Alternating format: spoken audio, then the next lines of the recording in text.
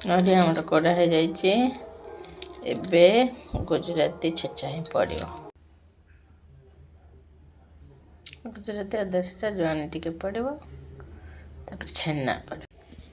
ଛେନା ନଡ଼ିଆ ସବୁ ପଡ଼ି ସବୁ ଗୋଳା ହେବ।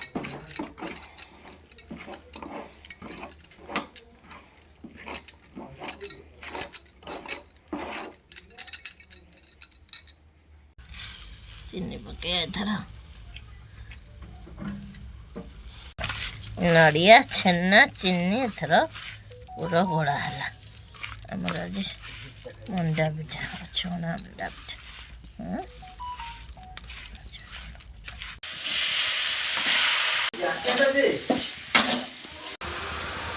ମିଠା ନଡ଼ିଆ ପୁରା ଆମର ଭଜା ହେଉଛି।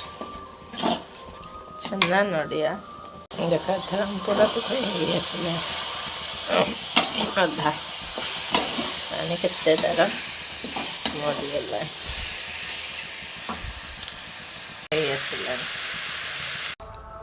ଚକଡ଼ା ଚାଲିଛି ତାପରେ ପିଠା ହବ।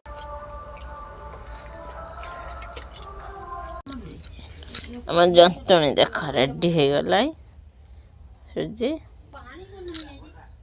ଏବେ ଛଣା ଆରମ୍ଭ ହେଲା। ଚୁଲି ଜଳୁଛି।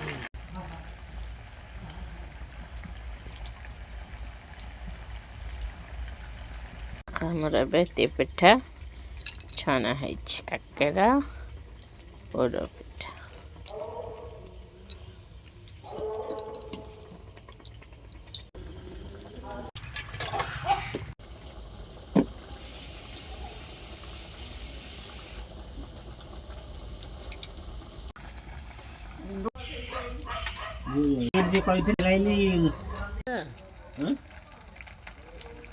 ଲତାକୁ ଟିକେ ଭଲ ଭାବରେ ଚାପିକିରି ତେଲ ଗୁଡ଼ା ତାର ନିଗାଦ। ଦେଖ କେତେ ତେଲ ଅଛି।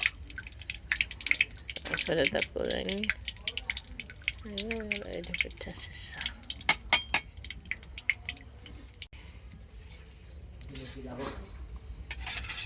ସବୁ ପିଠା ଛଣା ହେଇଯାଇଛି। ଏବେ ବହୁତ ସାରା ପିଠା ହେଇଯାଇଛି। ଏବେ ଆମେ ଖାଇବୁ। ତମେ ସମସ୍ତେ ଆସ ଖାଇବ। କାକେରା ପୁର ପିଠା ଛଣା ହେଇଛି ସୁଜିରେ। ସୁଜିଟା ଜନ୍ତିଆଟା ଦେଖେଇନି। ସୁଜି ଜନ୍ତିଲା ବେଳେ ଗରମ ପାଣି ଫୁଟିଗଲେ ତା ଘିଅ ଟିକେ ପକାଇଦିଏ ଜନ୍ତିବ। ଯାହାଫଳରେ ସୁଜି ଗୋଟା ହେବନି ଜମା। ମୋଟା ଦାନା ସୁଜିଟା ଜନ୍ତି କଲେ ବହୁତ ବଢ଼ିଆ ରହୁଛି।